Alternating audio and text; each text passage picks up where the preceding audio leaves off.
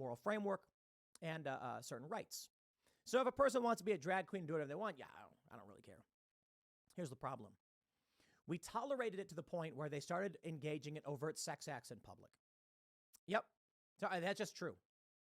There have been sexualized behavior. I'm not saying like full on getting it on at pride events or anything like that. No, I'm saying like simulated grinding, these drag shows where they thrust into each other with children present. Like, yeah, I don't tolerate that. And I feel like we get to this point because of the big ask. They come out and they say, we just want you to accept us for who we are. And we're like, no, look, we may not like what you do, but you can do your thing. It's America.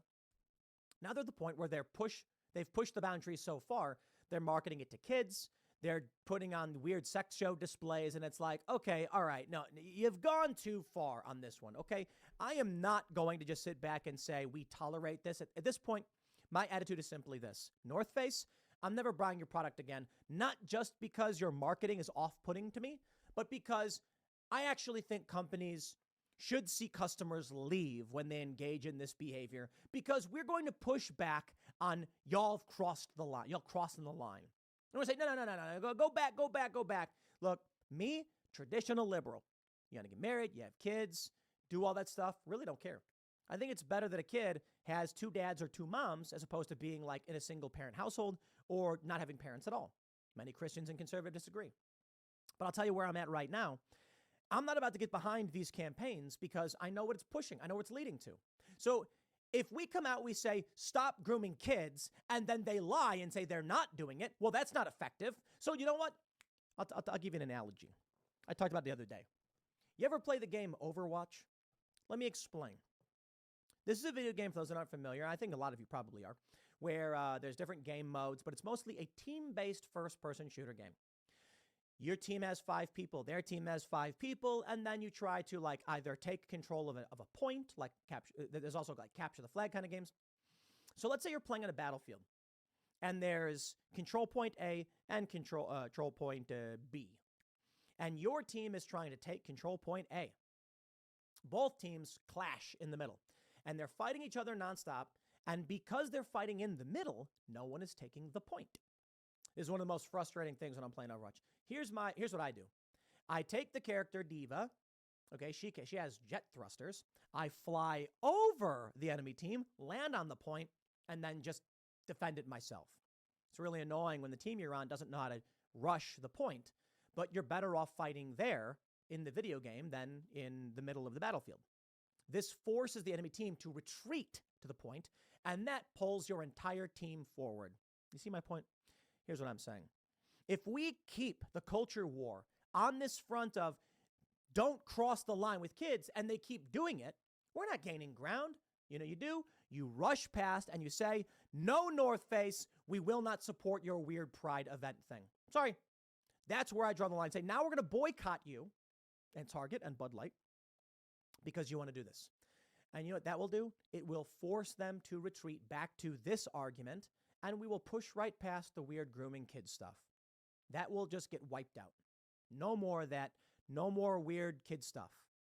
Let's keep the focus. Let's push them back, push the line, forward the line.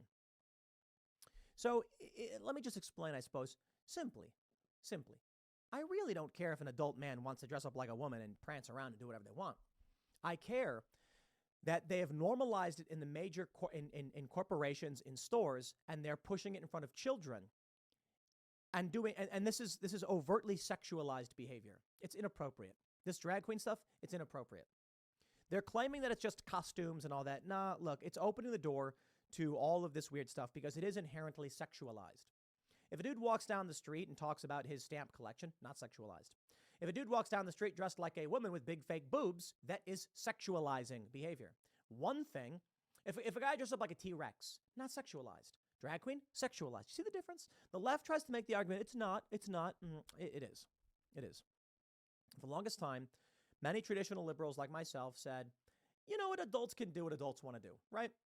You know, you want to have a little club and you want to dance around on stage for other adults and stuff. Yeah, I don't really care.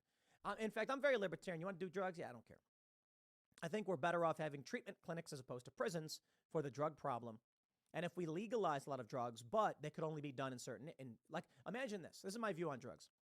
Let's say instead of making crack, cocaine, heroin, all these things illegal, we created government-run or regulated facilities. I know government-run probably sounds scary, but let's just say regulated facilities where people could come to legally do these drugs, but only under observation. That would get all of this rampant drug use off the streets. It would put an end to drug gangs and cartels. And it would make sure that there's a limit. Someone's going to be like, well, I could go find some street junk, but it's cheaper here and it's nicer and cleaner. You know what that means? You can't compete with it. You can't compete with government subsidies. So anyway, my point mostly is I'm very libertarian.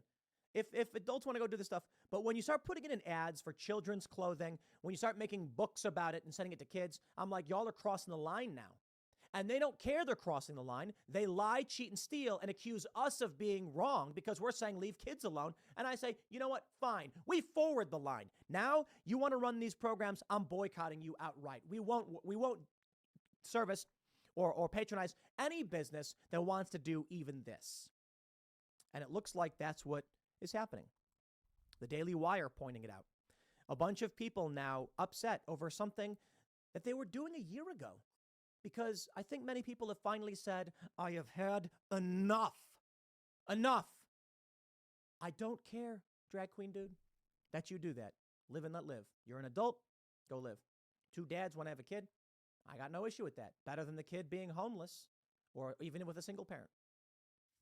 But you have pushed the line so far, I am just fed up, and I will not give the benefit of the doubt to far-left ideologues who are targeting children. And they admit they're doing it. They admit they're doing it. The lie that they push. It was a great example. Lance from the Surfs came on the show, and he says, the right finally admits that grooming is a reference to indoctrinating children into a queer lifestyle, which they view as sexual. And it's like, finally admits, that's been the whole argument. You see, they are arguing something totally different. They accept that they're doing that. You get it?